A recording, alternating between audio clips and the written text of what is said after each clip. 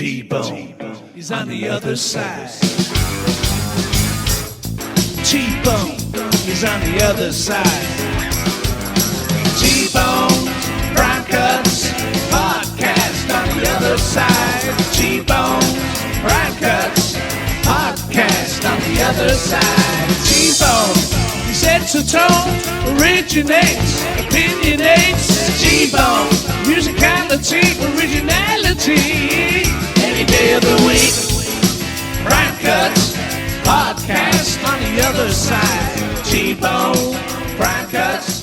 The talk space where musicians matter. Welcome to T-Bone's Prime Cuts on the Other Side, Episode 2. Today's guest, drummer Pete Thompson. Pete played with Silverhead, played with Ken Hensley of the Uriah Heep Band, played with Pete Hayock from Climax Blues Band, Eric Bibb, Robin Trower, Robert Plant, Murray Head, Melanie Safka, Jack Bruce, Randy California. The list is endless with this guy. And you've also heard him because he played the intro to my radio show for 8 years. And the song you just heard, the intro to this podcast, he did it. He not only voiced it, he played all the instruments. In addition to being a great drummer, he's a great storyteller. He even has some stories about Bob Dylan, Garth Hudson, and more. Without further ado, here's Pete Thompson. Welcome to T-Bone's Prime Cuts on the Other Side. We're here with our guest, Pete Thompson. Pete, how are you? I'm very good, sir. How are you? I'm doing good. Yes, this is going to be fun to do this because it's been quite a while since I've been podcasted. You know, it's been a long time, so right. It should be fun. I remember interviewing you about, was it on my radio show about 8 years ago, I think it was. When I started off I want to talk about this record, Far From the Delta. Okay. Now, I know that you, the vocals, drums, bass, and guitars on all songs. Yeah. Guitar solos on 2, wrote 9 of 11 by yourself, and co-wrote the other 2. So, I mean, very busy. Yeah. You know, what can you tell us about the recording process? My process of recording is that I'm very lucky in so much as I'm one of those people that have so many ideas. I basically get a chord sequence or a riff put down with a click or a drum loop. I have the choruses first. I always seem to get a chorus first. So I lock my choruses in and put multi-harmonies on it and things like that. And then I just play it over and over and over again, and I'll put the bass on. And once I've got a bass and a guitar track and some guide vocal where I know where the choruses are and where the verse starts and everything else, I'll then go and do a live drum track, and then just place the guitars like a palette on a paintbrush palette and just put little colors in here and there, stereo image. And I spend probably way too much time on, I think it's just way too, I have such a high standard, and right. The music that I listen to has a very high standard, and I respect so much my peers, the Steely Dans of the world, the Deep Purples of the world, the White Snakes of the world, Daryl Hall and John Oates, and I'm a huge lover of soul music. So the most important thing I put down is the feel of the track. And when I know that it's, and I'm very fussy, when I know that it feels good, then I feel like I can move on melody-wise and then start putting lyrics in. The biggest bugbear with me recording, and this comes on all of my songs, is that generally because I find a hook line first, it has to make some sort of sense. So then I'll spend another month or so writing the lyrics, and then I'll realize that the lyrics have nothing to do with the chorus. Absolutely nothing to do with the chorus at all. And I run everything by my wife and my friend Rod here, who lives with us. He's a guitar player in Silverhead with me. And he says to me, yeah, that's working, that's not working. Oh, that should be better, this should be better. And I already know it, but I have to pull somebody in to get an opinion. I sometimes farm out my demos to friends all over the world to see what their reactions are. Not that I want any pats on the back, not that I want any praise, But if they say something good about it, I'm just as happy with them saying something bad about it, because it's something I've missed. Because the thing is, when you're writing songs, recording and playing most of the tracks yourself, it's all you. If you've got any self-doubt, you miss those finer points you can miss. And going back to the original point where I have too many ideas in the song, I'm just so full of ideas. I put all the ideas into one song, and then I have to lock it and shut it down for a month or so, come back to it a month later and see if it gets me off. If it gets me off, I then start pulling guitar tracks out, and I start changing the bass lines and everything else. It's all a nitpicking process, which I so enjoy it. It's such a big part of my life. And after playing drums for other people for like the best part of 50 years, always being a sideman, I've been in some of the best studios. I've worked with some of the best artists, and I say my peers are top draw. Oh yeah. And I try and I guess it's competing, and everybody's different. Everybody's got their own thing. Sometimes I'll go back to a song after 2 months I think is finished, and I'll play it and I think it's total crap. It's just crap. It's not. It's the mood. You literally have to be in the mood for it. When I first set my studio up 10 years ago, I recorded my own band live in the live room to get some experience. I didn't know what the hell I was doing, and it was all mistakes. I made so many. What was good, I knew I'd keep, and basically it's always the drums, the bass, the rhythm guitars, and the guitar licks around the rhythm guitars. Yeah. And I'll strip the vocals off. I finished a song yesterday that I started recording in 2008. I finished it yesterday. I stripped all the vocals. I went to the back. I went back like, I'd forgotten about that one. And I brought it up. And I really enjoyed what I was listening to as a backing track. And I thought, great. So rewrite the whole top line, rewrite the chorus, rewrite everything else. And I finished it. And even though that album has just come out, it's been out about 2 months now, is my latest effort, I've just finished my 4th album. Yeah, I've read that. Yeah. Stuff that I'd already recorded that's been in the can for such a long time. And I just went back and reviewed some of the songs that didn't make the album. And the reason they didn't make the album was because I kept bloody writing songs. Yeah.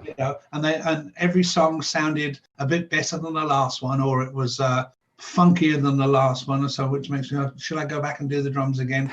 Blah, blah, blah. So it's all going back and checking, rechecking and everything else. So my process is a complete mind boggler. But I eventually end up with something that's good enough to put out there. How was that for a short answer?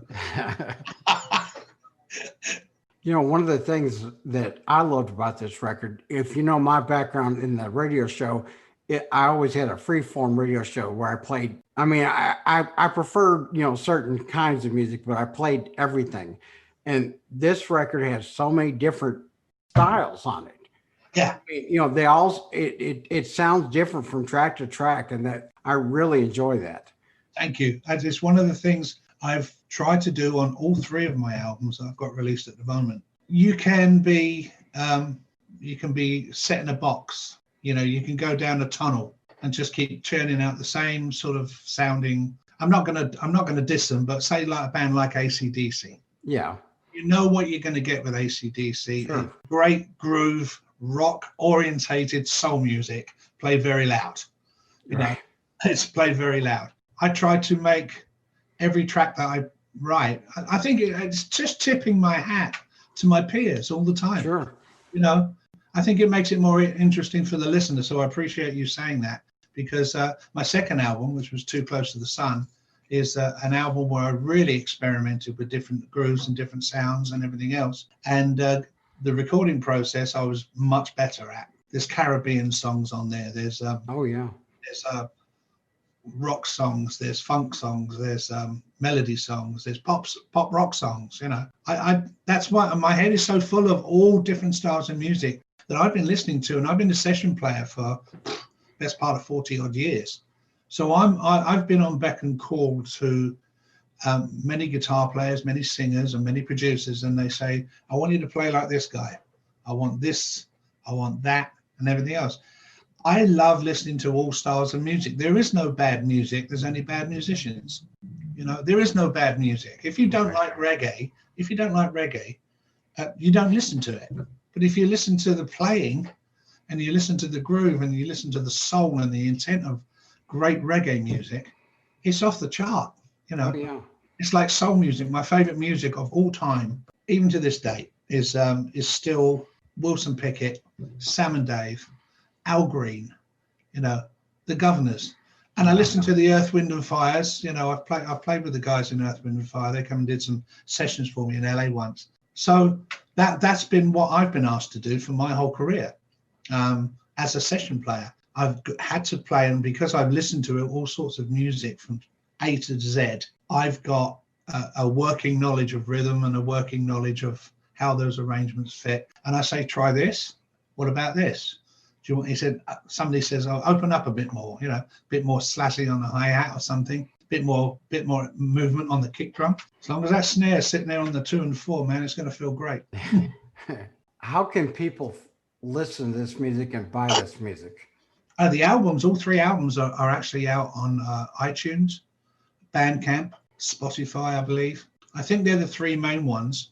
But Angie's just signed me up to Bandcamp, where you can go onto the Bandcamp site, Pete Thompson, and you see all 3 albums and 2 or 3 videos on there as well. So that's where the latest stuff's going to be. Yeah, Bandcamp's great. A lot of great stuff on there. Yeah, I'd heard about it, but I'd never actually followed it up. And Angie said one day, let's have a look at Bandcamp. She did me this great webpage, for Bandcamp, and the sound quality is really good on there as well. Oh yeah.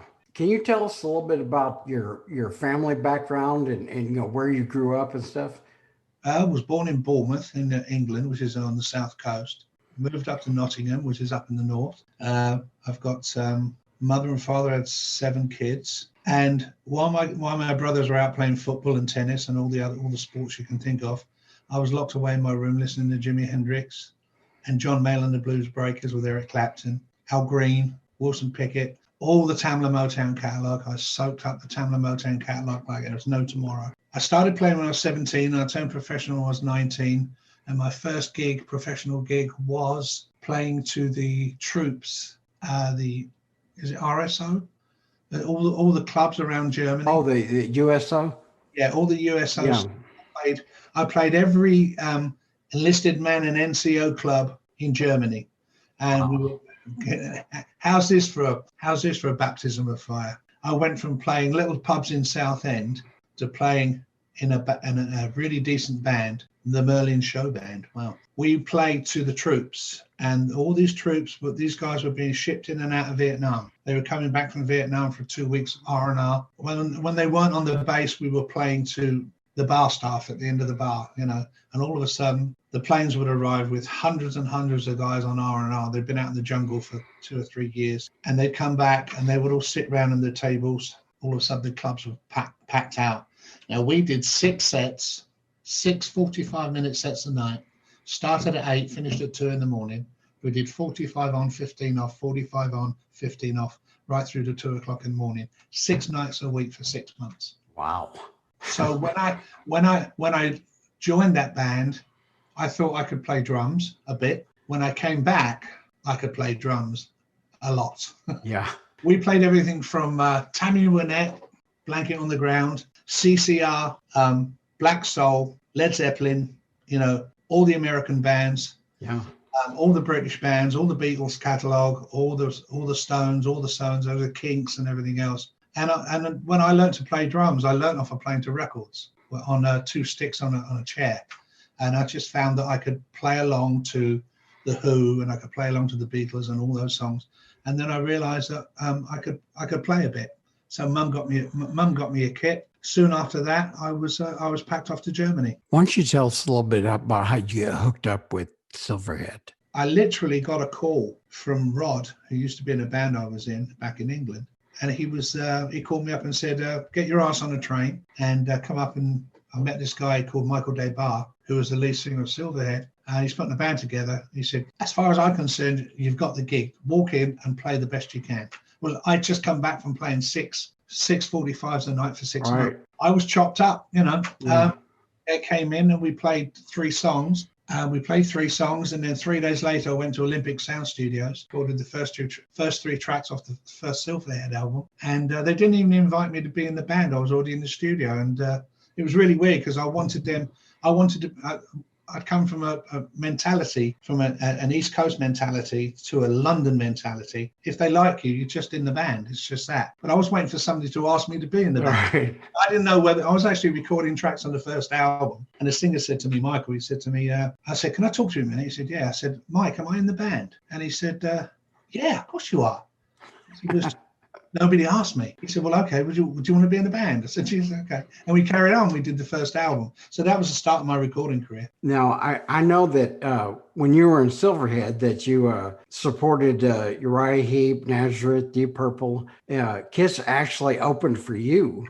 Mm-hmm. Now, I've got a couple friends that are, I'm in the Deep Dive Podcast Network. It's just a network of podcasts. Uh-huh. And Scott from the Magicians Podcast, which is the Uriah Heep podcast, actually endorsed by the band, and Nate and John from the Deep Purple podcast. I'd be remiss if I didn't ask you if you have any memories of, playing with Deep Purple or Uriah Heep or anything.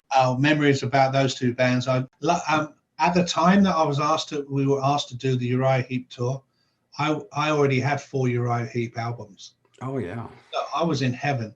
I also had the first 3 Deep Purple albums, and Ian Pace was my favorite drummer. Yeah. So I was in hog heaven, mate.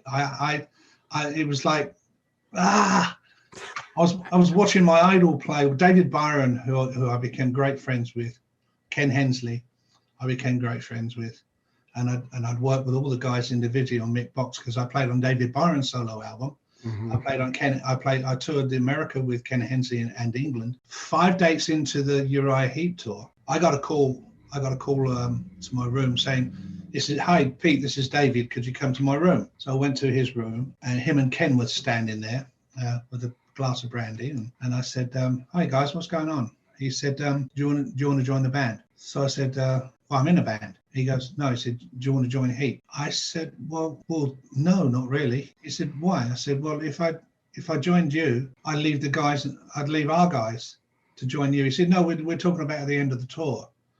And I said, really? I said, well, what's wrong with Lee? Lee's a great drummer and he's a great singer. And he said, a couple of problems that we'd like to iron out. And but if you're interested, and I said, well, can I think about it? He said, yeah. I left the room. I was totally shell-shocked, because not only was I touring with one of my favorite bands in the world, they just asked me to join. Yeah. So I went back to my room and I was sharing with Rod again, and I said to him, I went quiet for a day or 2, and he said, what's wrong? And I said, I've got this problem. He said, what problem is that? And I said, well, they've just asked me to join Uriah Heep. He said, what do you want to go and do that for? I said, well, I haven't. I said, I'm running it by you. And I said, my answer was, does loyalty mean anything in this business? I knew Lee, not personally, but he was actually dating my cousin at the time. So it was almost a family issue, and the fact that Lee didn't know anything about it. I do not like going behind people's backs. Right. I just don't do it. And I was very loyal to Silverhead because we were on the rise, because when we were doing gigs with those guys, we'd go off and do our own gigs, when we weren't working on the tour. Sure. We were building up a hell of a reputation in England, a really good reputation in America. And I just couldn't see it happening. I just, even though God, would have been my dream to join that band, I stayed with the Silverhead boys, and I don't regret it, because a few years after, when David got kicked out of the band, because he had drinking problems and stuff, and he phoned me up. He got my number, phoned me up and said, do you want to come down to the studio? I'm doing a solo album. So I said, yeah, that'd be great, David. We'd always kept in touch, but I said no to Uriah Heep and carried on with my band, and that was the end of it.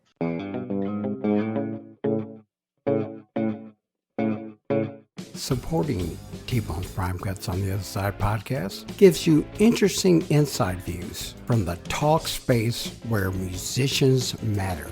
Go to tbpcpodcast.com and click the donate button.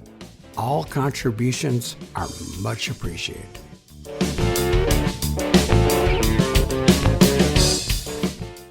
Why don't you tell us a bit about work on David's record? I started work on his album, Robin George on guitar, Pino Palladino on bass, and we did some tracks for David. He then asked me to join the band, would I join the band? I saw a few things down in the studio that rubbed everybody up the wrong way, shall I say. And it left a bit of a sour taste in my mouth. And funnily enough, about a week later, I got a phone call from Ken Hensley and said, I've just done my solo album. Ian Pace can't do the tour. Would you like to come in and do the tour? Oh, no. Would you come and audition? So I went and auditioned with my friend Denny Ball on bass. He was with Cozy Powell and his brother Dave Ball in a band called Bedlam. We went down there, went down to the West Coast and recorded some tracks. Went to rehearsal, rehearsed with him for 2 days. Then he brought me back a third day. And then there was a week and I didn't hear anything. And then he brought me back for another. He phoned me up and he said, I'd like you to join the Ken Hensley band. The day before, David had phoned me and said, please, I really would love you to join the band, And I said, I can't at the moment, David. I said, I've got so many things on at the moment and it'd be nice to, but I'm really busy at the moment. And then I thought, well, if David's offered me the gig, but he's not working, it's a new band. They've got to start from scratch again, build it back up again. But I love Byron's voice, I love David. Yeah. Great. But Ken was actively left Uriah Heep. He had the album out. He had a tour in front of him of the UK, Europe, and an American tour booked. And I thought, no, I'm going to go with the more positive of the two. So I ended up joining Ken Hensley for a couple of years. And then when Clem Clemson was on guitar. Right. So Clem, I've known you for 8 or 9 years, and I just last night found out that Clem was in the band. I didn't realize that. I saw that on their website. Yeah, Clem's a fabulous player. He's such a great guy as well. As I said, I've worked with some great guitar players. Oh yeah. While I was doing the Ken Hensley rehearsals, the David Byron rehearsals, Ken did some keyboards on the album, along with Lou Stonebridge. Mickey Box came in and did the guitars. Mm. So, and when you listen back to the track, it's like listening to your Heep album, So after that, cut long story short, after the Ken Hensley tour in 1982, that ended disastrously, absolutely disastrously. I then gave up the business for about a year because I was so disgusted with what had happened. I went and did other things. So what did you do after the Ken Hensley band? I met a guy called Alan Ross, who was in the Alan Ross band, and he was a singer-songwriter. He'd had 3 albums out. The album's called Ross. 3 albums out. Had a great voice, great harmonies. I bumped into him at a studio called The Chocolate Factory, where lots of famous people worked. And we were walking, used to meet people in the corridors, Got working with Alan, started writing songs with him, and that lasted about 2 years. Then Melanie came over from America, and Alan, by the way, bless his heart, I'd waited years to get on British television. I had never done a TV show in England, and it's like, which I would still look back and think, God, how did I miss all those shows? And in the 2 weeks I worked with Melanie, and she's an angel, gotta say it. Melanie Safka, she's an angel. And we got on great together, and the band was really good. We put a band together around. She did a short 2-week tour. And in that time, in 1 week, I did 5 major TV shows in England. I was on television 5 times in 1 week. Wow. Then I worked with Nancy Griffith with the Blue Moon Orchestra, just a couple of studio dates. And then Alan got me the gig as basically a house band drummer for MCA Records, and worked with everybody like Belle Biv DeVoe, Cher, all those people used to come over and record their backing tracks to play on English television because they weren't allowed to use their backing tracks. So we'd absolutely copy the record perfectly, and then it's just a musicians union thing, it's all a big scam, but that was fun. Got to work with some great artists there. And that takes me up to about 1979, Hensley was 81, 82. So that takes me up to. Well, I was gonna ask you about something about Ken, since Ken Hensley just passed away recently. Yeah. Do you have anything to add about him personally? How you got along, how he was? Well, he was great to work with. And he let everybody do their thing. He had a wealth of material from his solo albums. We obviously did 4 or 5 Uriah Heep songs in the show, and got a phenomenal review from Sounds and newspaper in England. A really good review. So that was good. And David Byron was in the audience for that. So that was a little tickle for me, because David had just formed a band called Rough Diamond, and he'd injured his foot or something. He was in a wheelchair, and he was at the back calling out to Ken. I remember Ken going on stage, and he was just about to sing July Morning. I remember him looking to the back of the room and saying, "It's not going to be easy, David. It is not going to be easy." I'll never forget it, because he was absolutely crapping his pants because David was there. But Ken was he was a live wire. He was a very talented guy, a very talented guitar player, slide player, which he never got. Yeah. He played some really good slide and on a Les Paul. So that was a kicking sound. His Hammond organ sound speaks for itself, just loud and raucous. But he wrote some great songs, Ken. And if you listen to the newer version now of Uriah Heep, they're still playing his songs. They're still playing him and David's songs, So, kudos to him for that. He was great to work with at rehearsals. He was a good man to be around when he was able to be. I'll leave it there. Okay. Now, I know a little about this story, but tell us a little bit about how you met your wife to be, because that all ties into the Ken Hensley thing. Yeah, it does, because she had just got herself a gig with a road crew from Dallas, Texas. And we turned up at the first gig. I have no idea where it was, but we turned up at the first gig. What? Albuquerque. And we met. She was Ken's guitar tech, because she plays guitar. So she had the job of tuning on the 12 strings, helping the guy in helping the guys in with the back line and everything else, setting my drums up, all sorts of stuff. And she was really, really good. She was so conscientious. She was so strong. And she was tiny little thing, humping Marshall 412 cabinets around. The guys were doing them. She was putting them all to shame. She's always had a phenomenal work ethic. And she's no slouch when it comes to work. She works her little butt off. And me and her, we met, obviously. And when I was on stage, she used to sit behind me, behind the drums, and she'd have a little table with my sticks, my cigarette, the ashtray, my drinks, my towels, my gloves, Band-Aids, all sorts. So I just look over, and it was just all there. And she was right behind me, and she spent a bit of time on the tour bus with us, and she spent a lot of time. And whenever we were not working, and in the evenings we'd sit and chat. But we always had a good feel for each other.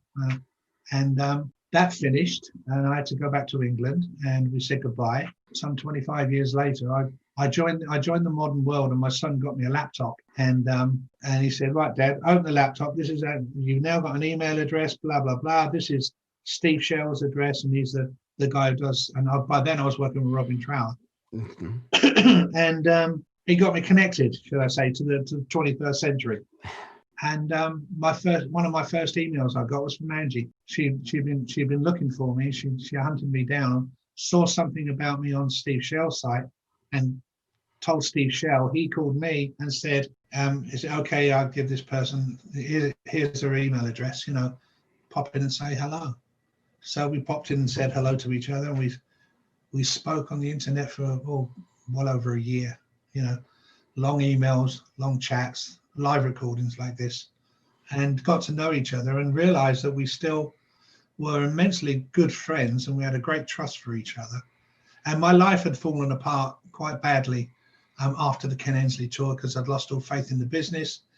I hated the music business. Oh yeah. I got fed up with being fucked over, and I wasn't very good to myself, and my downward spiral was for about 5 or 6 years, and culminating in a conversation I had with my son where he said that I used to be his hero, and I'm not anymore, and he didn't want to talk. He didn't want to talk to me anymore. So I called him up and we spoke, and we cleared the air. And that's when he said, "Right, you're going to come and live in my empty house because I don't want the burglars to come in. Connect you to the internet, get on with it." And from that moment onwards, my whole life has been actually an upward. it's, to this day, it was our anniversary today, you know. We've been together now for 12 years, and after 25-year layoff, I think it's pretty damn good. And we're both very much in love, and we're very much connected. That's awesome. Now, how did you get involved with Pete Hayock? My dear friend Pete. Through the sessions I did at the Chocolate Factory, I used to work with a very, very intensely good bass player called Livingston Brown. Oh yeah, I've seen him 3 or 4 times live, and that new record that he's on with Robin Trower and Maxi Priest is amazing too. Oh, good. I've not heard that yet. I'm looking forward to it. Well, Livingston was one of those guys who you just wanted to be around. Oh yeah. We formed a band together called Era, and we want it was 3 black dudes and myself, and I was singing and playing drums. They were doing all the instrumentation. I got a call from the studio in London and said, would you, the producer was a guy called Paul Brett, who's an amazing guitar player himself. And he called me and said, would you like to come and do some studio work? Of course. I turned up, set my drums up, they mic'd it all up. And there's this guy walking around with like fuzzy hair, and I thought he was a studio engineer. So I asked him if he'd get me a cup of tea. And he said, yeah, sure. He ran off and made me a cup of tea, and he came back, and Paul Brett said, oh, have you met Pete? And I said, Pete who? And he said, Pete Hayock from Climax Blues Band. I said, which one? He said, the guy over there with the curly hair. I said, oh shit. I just asked him to make my tea and stuff. You know, I didn't know who it was, and I was so embarrassed. So I said, Pete, I do apologize, mate, blah, blah, blah. And he played us 5 songs that afternoon. We cut and mastered 4 of them in an afternoon. And then Paul Brett said to me, Pete loves your playing, would you like to come back? So we did the first Pete Hayock's Climax album, which was really good. Some great songs on it. Monster, stellar guitar player, great slide player, and just a wonderful, wonderful human being. He was the utmost joy to work with on the road, in the studio, as a friend. Just the best, you know. Wow. Yeah. And he sadly went, you know. Yeah. Back. And he was working in Spain with a guitar player called Robin George. He also had his own band. I think they were called the Hamburger Blues Band, because he lived in Germany. And he just went out and did what Pete does. He goes out and plays slide, and he plays guitar, and he was still playing some of the songs that we played in the old set. But tragic loss. I was devastated for days when I heard he'd gone, because one of those that just don't expect him to go, you know. Yeah. And yet at the same time, you thank God it's not you. Right. You know. So after you played with him, how long was it before you met Trower? Started working for him, I should say. Yeah, I was working with Robin Trower. I joined Robin Trower in '86, mm-hmm. and that ended in '88. We did the Passion album, Take What You Need, and started cutting some tracks and everything else. Now, what Robin does is he doesn't let you go. He just doesn't tell you. He just doesn't. You know, he just.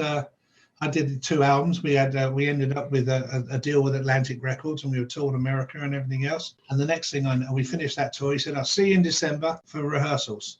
And the next thing I know, the lovely Bill Lawden had got my gig, you know. And he never told me. So that was 86 to 88, and then he called me again in 2003, 2004. Hello, Pete, what you doing? I hadn't spoken to him in all those years. You know, hello, Pete, what you doing?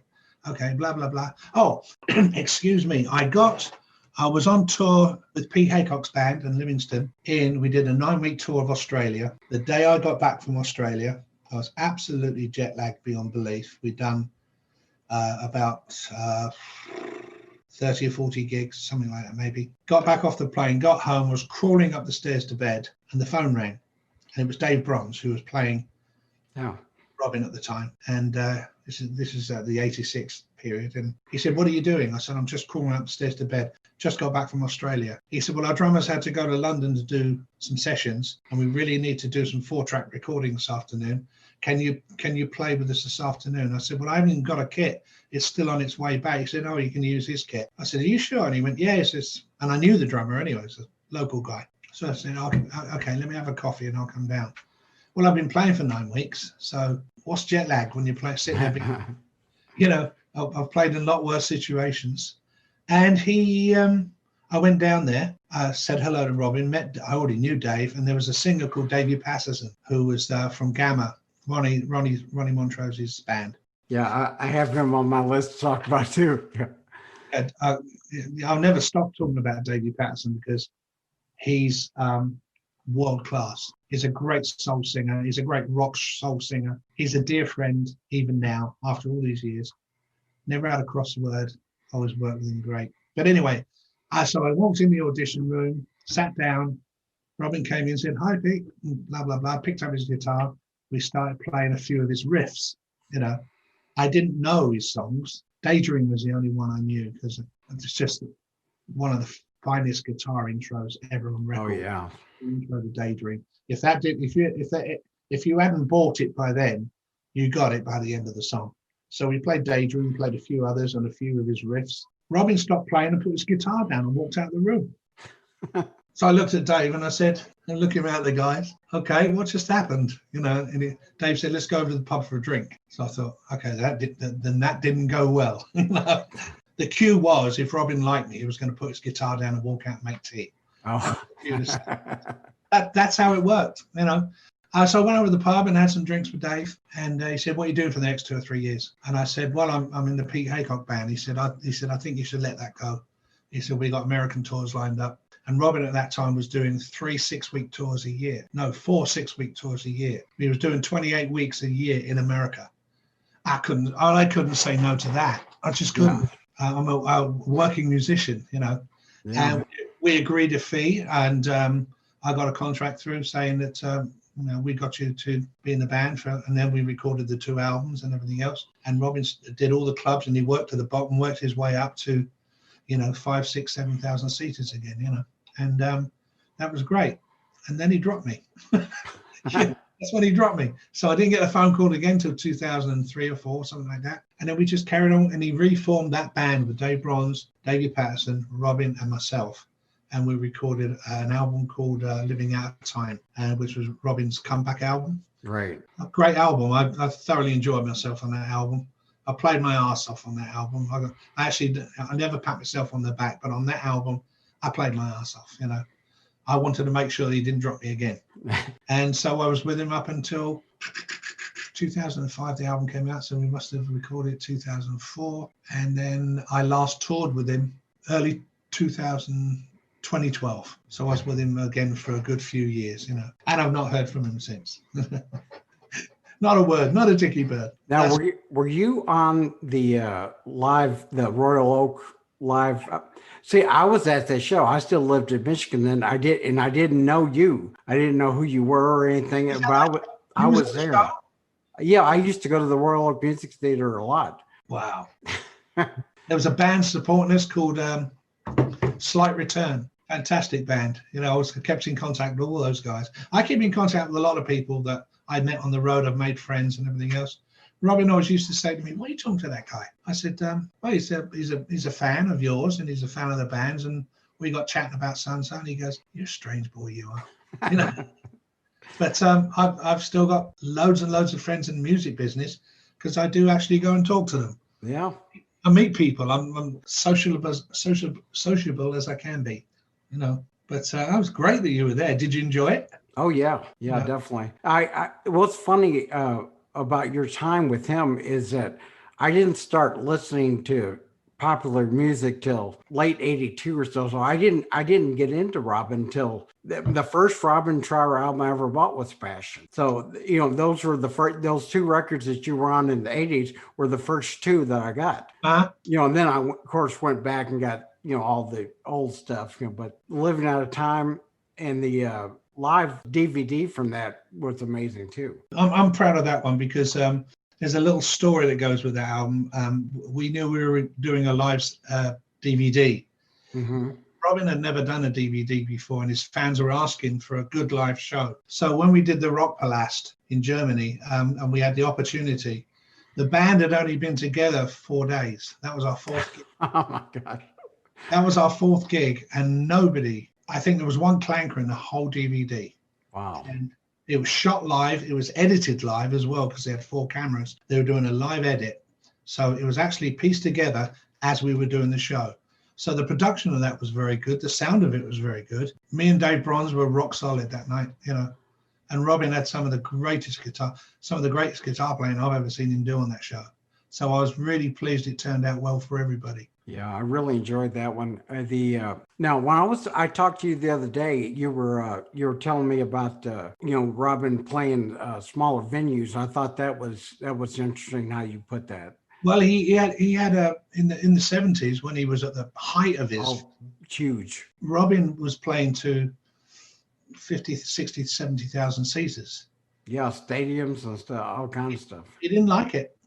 He did not like it. He told me that he loved being in the atmosphere of a place that held, 700 people, 500 people, 750, 1,000, 2,000, 3,000. That was great. It was controllable. And I'm talking about the controllable sound on stage. Right. Robin doesn't play quietly. No. Robin has to get to a certain level. Our sound checks were the longest in bloody history. We travel for 8 or 9 hours a day sometimes to get to a gig and then do a 3-hour sound check. Wow. Once the drums were done and the bass and drums were done, Robin would be fiddling with his sound, with his amps, with his thing, with the grounding, because a lot of gigs sometimes are not grounded, and his Stratocaster and his equipment didn't like, there's like a live mains underneath his pedal, all sorts of crap, that we had to go through. And he didn't have to, but his work ethic is so big. Everybody in the band, we just worked our asses off for Robin and with Robin, because his standard was so high as a professional musician, touring musician, playing and everything that goes with it. And he's dedicated himself to writing, at the time of writing whatever album it is, the best he can. And God, he's so prolific as well. When we'd be sitting in the van or in the Suburban, and he wouldn't talk for hours because he's jotting away little lyrics here and there and everything else. I never really paid much attention to any of his lyrics because I'm the drummer in the band and I knew certain lyrics, but that wasn't my gig. My gig was to hold the fort. I held the fort while Robin went off, and every night Robin went searching. So you never know when he was going to come back. Some of the solos were set pieces. Songs like Bridge of Sighs and Daydream, for instance, were just completely open-ended, free-form songs because he went searching. A lot of guitar players just go through the motions. Robin never once went through the motion. Wow. I got so much respect for that. And he taught everybody in the band to be concise, on time. We never walked on stage later than 9 o'clock. When we were due to go on stage, we'd be in the wings at 5 to 9. And he'd make sure I'd be over one side of the thing, he'd be over the other. But he'd make sure we're all ready. When the music finished at the start of the show, we'd all walk on at 9 o'clock exactly, Wow. And if there was a technical problem, then maybe we'd be a bit late, but never. A couple of times our journeys were maybe 13-hour journeys, and we didn't sound check. We walked straight on stage. We get out the thing, we wash and put a clean t-shirt on and walk straight on stage. No sound check, no nothing. So it was, and you work within that sound. We never set up very far apart. We were never spread right across the stage. We always sat up in a little small semicircle. So if we was on a 50-foot wide stage, we'd be right in the middle of it, and everything would be slightly angled. As I said, Robin's volume was a problem, for Davey for singing to. Can never get the monitors loud enough. I insisted my drums be behind his cabinets, so all the drum mics didn't swell with guitars. Oh yeah. So I'd sit back so the back of his cabinet would be 2 foot in front of me, but therefore I couldn't hear the top of the note. So all I'd have in my monitors, one on my left and one on my right, was the vocals in both and just the top end of Robin's notes. So I could just hear the lick, but at my volume, not his volume. And that's how we did the shows. His monitors were deafening. Oh man, they're deafening. The bass drum that was coming out of his side fill. I used to sometimes have all the drums out my monitors because I had so much drums in his monitors. I played to the room. It wasn't always easy, but we did it, and with a very tight band. Now, what's kind of funny is that he was my first radio interview. Was he? Yeah, and I was worried about that because he was calling into the studio. As you say, he called right. He said, his representative or whoever said he'll call you around 8 o'clock. He called right at 8 o'clock on the nose. Yeah, he would do. Yeah. And he was very precise. He was very nice, but he was very precise. 15 or 20 minutes. I can't remember what it was. And at the end of that time, that was it. Yeah. And then my fourth or fifth interview on the radio was you. Wow. He was, he's always been a hero to me, but I saw him at, you're talking about his volume. I saw him at a little club. I can't remember what it was called in Detroit. It wasn't too far away from Tiger Stadium, but the other way. It was actually out of Detroit, but right near there. I wasn't seeing him at Pine Knob, so I said, I'm going to go up close. But big mistake. I was right by the speakers, and I couldn't hear for like 3 days.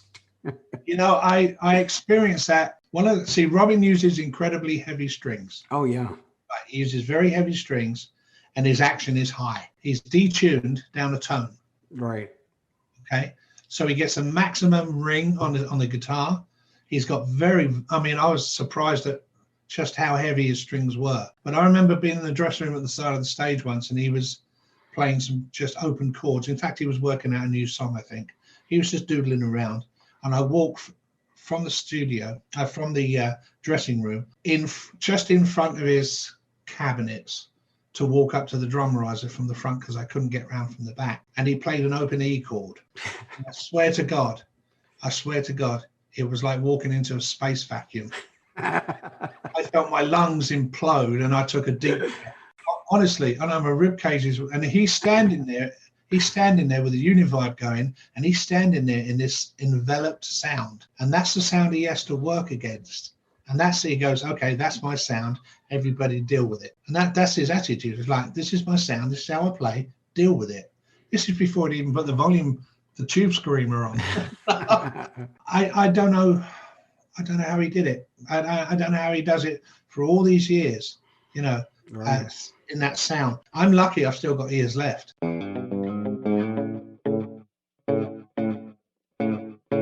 Supporting T-Bone's Prime Cuts on the Other Side podcast gives you interesting inside views from the talk space where musicians matter. Go to TBPCpodcast.com and click the donate button. All contributions are much appreciated.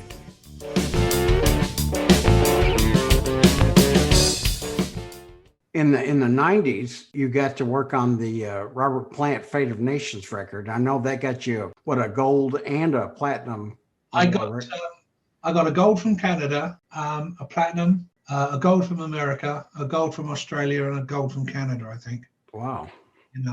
Which was great after being in the business for so long, never picked up an award. I actually picked up my first award for the Passion album. Actually, I was voted the best indie rock drummer of 1986 or something. So that was my first award. And I had to wait until 1993 when I got the call from Robert to audition for his band. And I was up against Tico Torres, Phil Collins, Richie Haywood, and all those drummers. And wow, for some reason he liked me, and I got to play. I actually recorded 8 tracks for the album, and I think I ended up on 5. So that was good. And then I got my awards through about 5 or 6 months later, which was nice.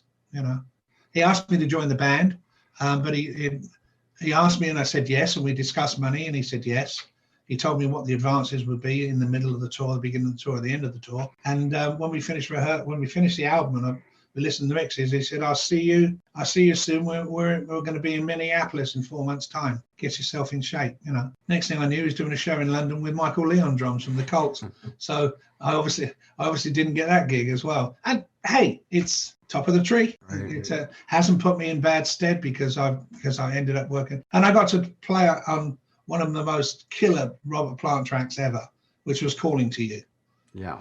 Track 1, side 1. And that was monumental for me because I met people that actually bought that album. They actually took up playing drums because they heard that track. Wow. And I've been on tour with the support band, and I was in Norway, and the drummer said to me, oh, blah, blah, blah, da, da, da. And I said, yeah.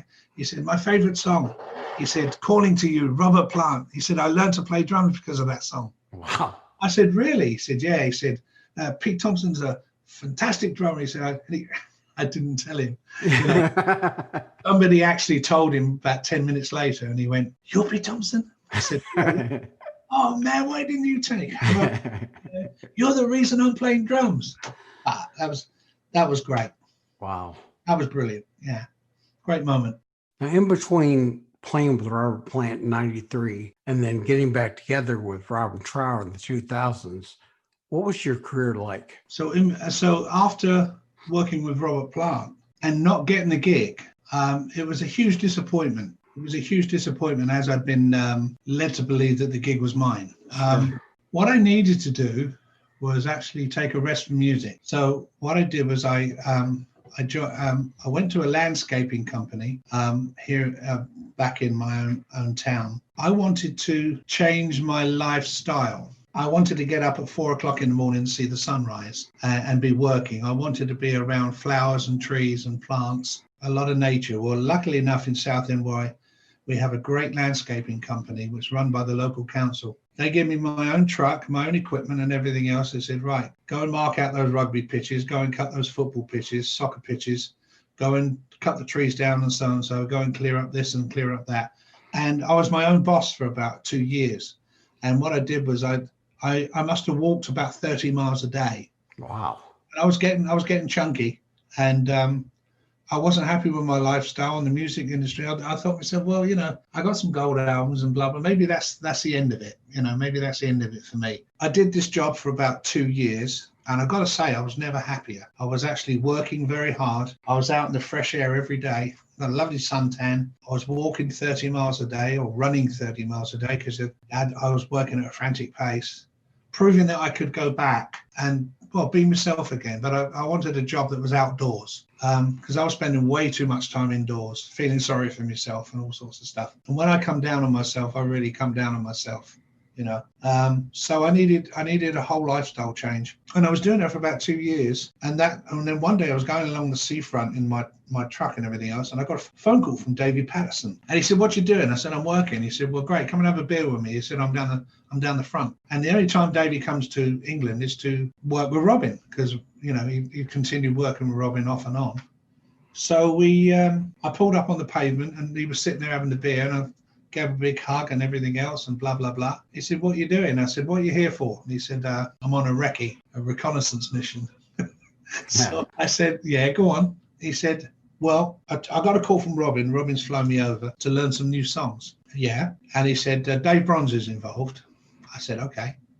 And he said, to be honest with you, he said, we want you back on drums. So if you do it, I'm going to do it. And if David says the same thing, I'll only do it if Pete and Davey do it. And so we agreed over a beer. And I said, "Well, look, I got a great job here, man. I must be honest. I'm the happiest I've been in ever. I got out of the business and everything else." So I went from being a landscape gardener to being a drummer again. I was working in a club in London I was working Friday, Saturday, Sunday lunchtime and Sunday evening in my own, in a band that I joined, which was a house band, backing all the singers that came in. And I was in that band for 11 years. I never let that go. Every time I went away on tour, I gave the seat to someone else. Then I came back. So I was still playing, and also, again, playing all different styles of music, which was good for me. And it was in that period of time that Robert Plant asked me to join and blah, blah, blah. And then when I was working with Robert Plant, I let the seat go for a few weeks and then went back, got the job with the landscapers, continued to play and so, and then Trower called me. And then after Trower, I let the gig go and I stayed with Trower right up until 2011, 2012. Now, when did you move to the United States? 2007, I was actually on tour. Me and Angie had this relation. Right. We were talking all the time, in fact, every day. I came over to the States and started touring again, and we still spoke all the time via Skype. And I finished one of the tours, went back to England, did a European tour, then came back to the States again. And she said, "Why didn't you come and visit?" So I stayed in England because of my boys. I was still living in England just because my boys were there, and I wanted to remain in contact with them. So at the same time, the music always called me back. Every time I retired, every time I gave up the music business, I went from zero back up to an international level. I was very lucky that the people I'd worked with previously were all international level players. And so they all had names like Pete Hayock from Climax, Robert Plant from Zeppelin, Robin Trower, Ken Hensley and Dave Byron. They're all big names, you know, in the rock world. So I was very lucky to have been bought.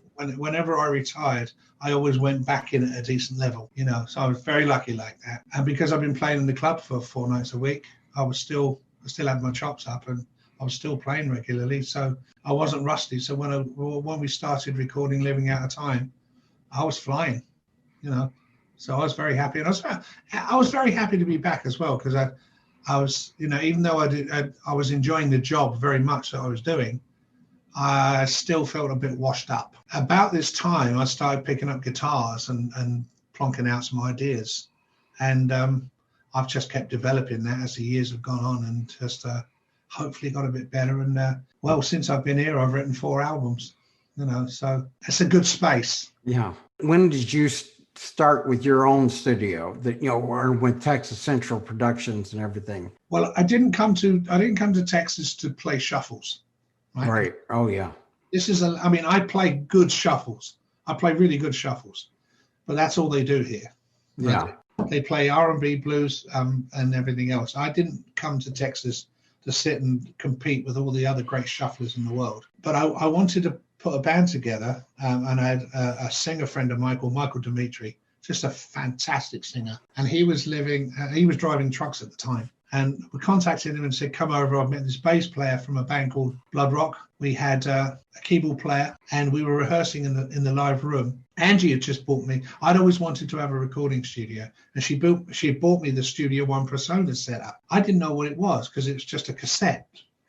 No, sorry. It was just a CD. Right. I didn't realize the whole operating system was on the CD. So I never put it in and played it or loved it. I didn't know what to do. And she's the tech monster. I'm the drummer. She's the tech monster. So she'd lined this all up, and I said, yeah, how many tracks have I got? She said, unlimited. Look, got the screens up. And so I said, what? She said, this is an actual recording studio. There's nothing you can't do if you don't want to do it. So I'd been plonking around on an E-tuned acoustic guitar, playing some few licks and everything else, and some ideas for songs. And one thing led to another. And then, of course, my band came in and rehearsed. And we rehearsed like 3 or 4 days a week. So we just went and mic'd everything up and stuck mics around the drums. And everything we did, we recorded. And I thought, yeah, I like this. I like this because, 1, it was my band. 2, I could now record everything. And 3, I'm not at the mercy of some tosser engineer that gets me a lousy drum sound. Right. And at the beck and call. And I was not at the beck and call of, when this artist decides to work, I'm going to work. I thought to myself, I've got the bona fide reason now to shape up and get some shit done. We've done 35 albums here in the last 6 years. Wow. 35 albums. A lot of them were solo artists. I ended up playing guitars and bass and drums for them because it's cheaper that way, Sure. A lot of drummers and bass players that have been playing the clubs and playing dong dong dong dong dong all night long. They don't hear what I hear. So I could put on a producer's hat finally, and all those ideas I could hear. And the big part of my production, the big part of my recording process is rhythmic. The guitars are rhythmic against the bass, which is playing the off notes, and the drums are playing on time, but there's little time changes going on that's so subtle you don't realize it. And I realized that people really like coming here because we don't look at the clock ever. They book a session, and I don't care if we spill over until the track's ready. I don't charge a lot of money, so it's affordable. And what they get is my 50 years experience as a musician, a guitar player, drummer, and bass player mainly. And I'm really good with harmonies. So I helped all the singers out. So an acoustic artist would come in, play a vocal and an acoustic guitar to a click track. I'll add the electrics and the bass and the drums and the backing vocals, and then they come in and do the vocals and everything else. And every reaction is, wow, you've been busy, and they feel great. And they tell their friends and they come back. This last year, nothing. Well, COVID. I can't be around people. I can't trust players. I can't trust the people. I don't know where they've been, what they've been doing. Exactly. And I'm a very high risk person at my age to go down with COVID. So I stay and get on with my own stuff, which is great. Now, I was going to ask you, has you always sang too? Because you mentioned earlier about being the drummer and the singer in a band. But I mean, I was surprised at how well you could sing. Really? when I first heard you. And that was before you ever recorded the theme song from a radio show and then for this podcast too. I've always wanted to sing. Mm-hmm. I'm not very good. I know I tend to write I tend to write in E, G, A, or C. Those chords, those frequencies are good for me. I suddenly start plonking away in D-7 and I go, oh, that's nice, because then I'll suddenly realize there's somewhere else I can go vocally. I'm not a very good singer. I know how to make it work. And that's all I can say on that, really, because I wish I was Davey Patterson. I wish I was Paul Rodgers. And I wish I was, Eric Bibb. I'm not. The vocal stamp I put on my songs, which is very, very heavily harmony based, is the thing I've worked really hard on. Yeah, Terry, I get away with it. I get away with it. I go and watch Daryl's house, and I see Daryl sing, and I go, oh fuck, what's the point? Give up. I just have to ask because it's me. Go on then. When you came up with the idea to record a theme song for the radio show, I was totally surprised. How did that come about? Do you want to know how that story started? Yeah. Okay. It's a bit AC/DC-ish. Yeah. I was driving along the road with my daughter in the car, and she was listening to AC/DC.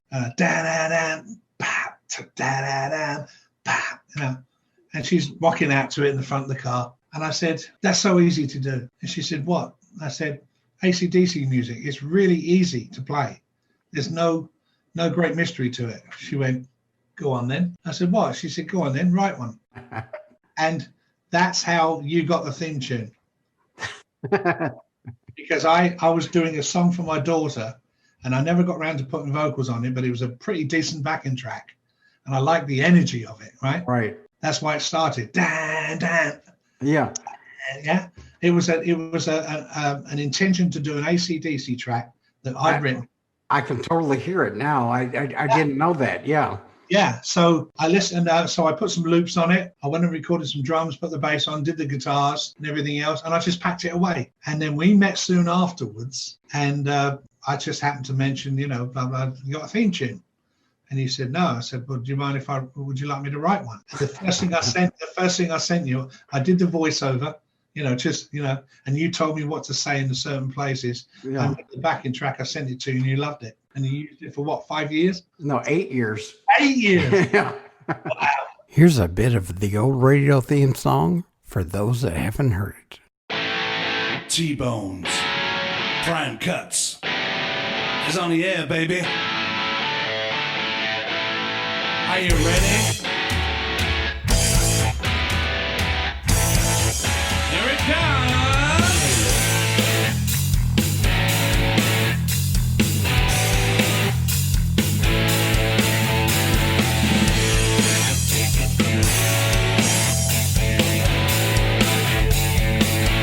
Watch out!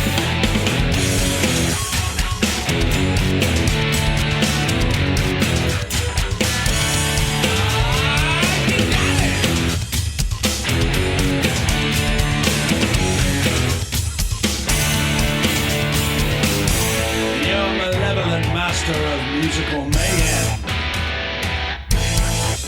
T-Bone Matthew. Are you ready?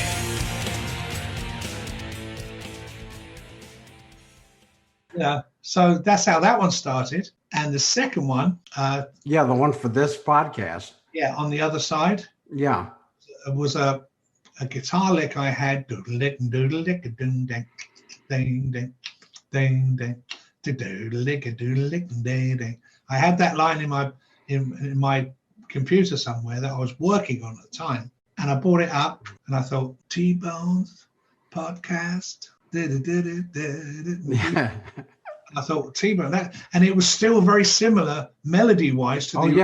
Yeah. So I thought, well, let's keep that because you are you're a brand. So I thought we can change the whole backing track, but still use the T-Bones, the prime cuts. And I thought, okay, yeah, that works. He put me on to Sherry King, and she sent me the lyrics, and then sort of said replace those in certain areas. Did that, and it took me an hour. Yeah, I couldn't believe how fast the turnaround was. Yes, because the track was already in the can. Yeah, as an idea for a song, but when I played it to you, and you went, "Oh, well, that's great," and I went, "Really? Okay." It was the first thing I sent you. Yeah. It worked out great. I'm really happy. Why don't you tell us a little more about your time with Alan Ross and with Melanie and stuff? Well, Alan was really good for my session career because certain things had taken a nosedive, and he brought me back up to being, as I said, I worked 5 TV shows in a week after being never on English television. I suddenly swamped it. And Melanie Sacker, as you know, has had many hits, and she's been around, and I think she's done 50 odd albums. Wow. She's had Grammys for Beauty and the Beast, the theme music for Beauty and the Beast. She wrote that. And she's just the sweetest girl to work with. And she's a real old hippie in the greatest sense of the word, but a lovely, kind soul. I had so much pleasure working with that lady. And she allowed me to play what I wanted, be myself. And she flew me to LA to record at North Star Studios in Malibu. She was cutting 5 tracks off the new album.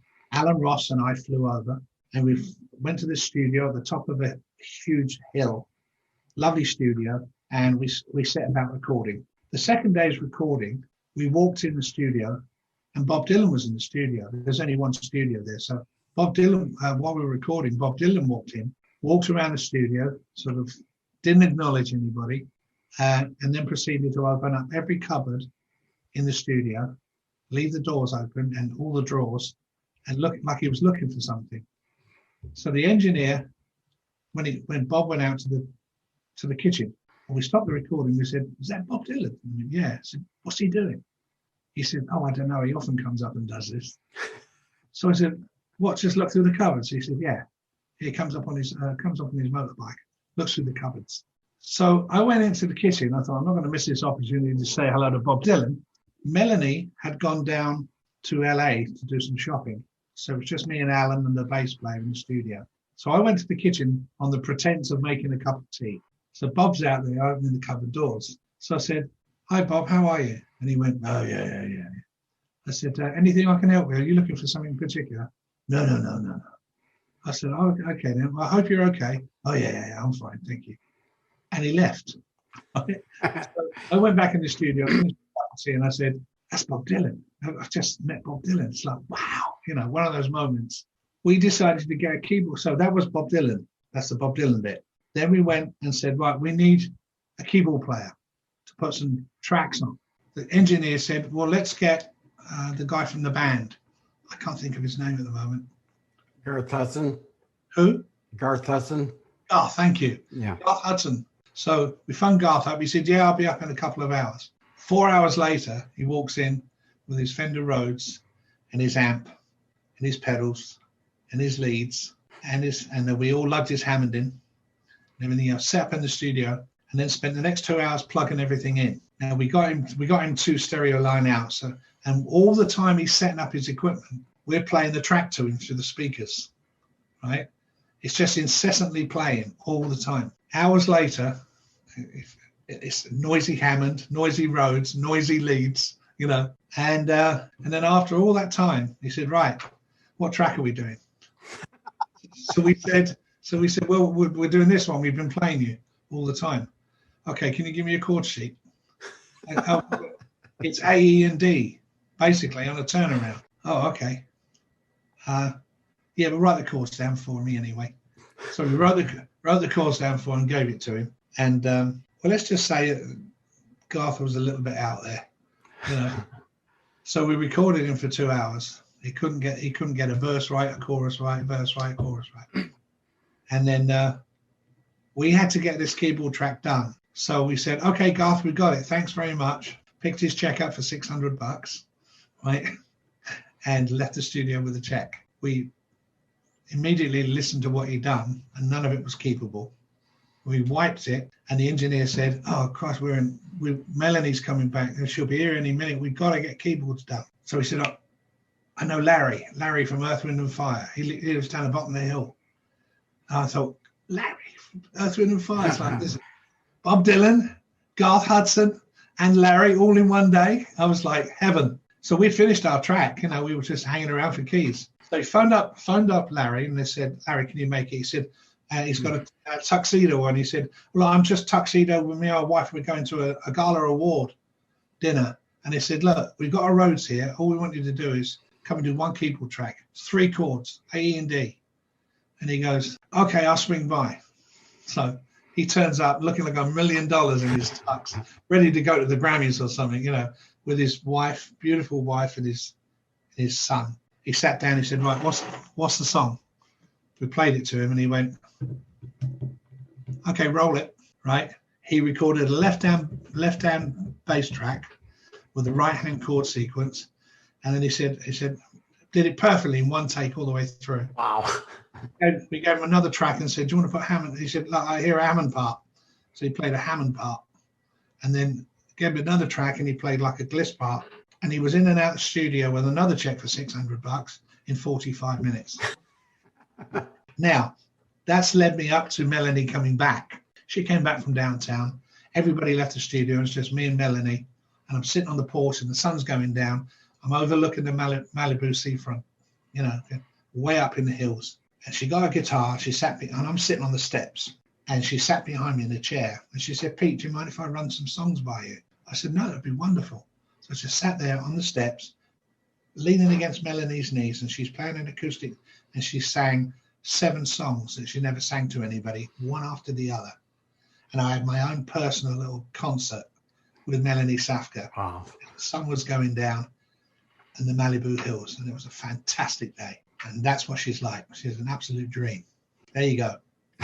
I was just thinking, I've just thought about it again. Bob Dylan, Garth Hudson, Larry from Earth, Wind and Fire, and a personal Melanie concert all in one. Wow. That's a day. That's just a day I'll never forget. Yeah. Pete, if you could tell people again, where can they pick up Far From the Delta in your prior 2 records? Where can they go? You can get all my 3 albums, and also you can certainly you can listen to them all, which is nice, So you can preview. You don't want to buy an album, you can buy a single off the album or everything else. It's on Bandcamp, Pete Thompson, and it's also on Spotify, and I think it's on iTunes, and maybe one other thing as well. But Bandcamp is basically where you can listen to it and buy it. And I hope you like it, because I had great fun doing them. Labor of absolute love. So far, I'm happy with what I've done. I'm quite happy with what I've done. And there's more to come. Excellent. And now we'd like to have you back when this next record, which you've just finished, when you release that, we'll have you back on the podcast. That'll be fantastic. I'd love to come back. And I'm really excited for you, being this new podcast thing that you're doing. I'm sure you must miss the radio show because it ran for a long time. And you had many, many, many fans on there. And the one thing I loved about, the Prime Cut show, radio show, was that you did play the music that you liked. Yeah. It wasn't a format. It was almost random, which made the radio interesting. And you're obviously doing the same thing with the podcast. So Terry, I wish you the best of all the best with the new show. And I hope it's a huge success for you. Thank you very much. We'll see you next time. You're welcome, mate. Thanks, Terry.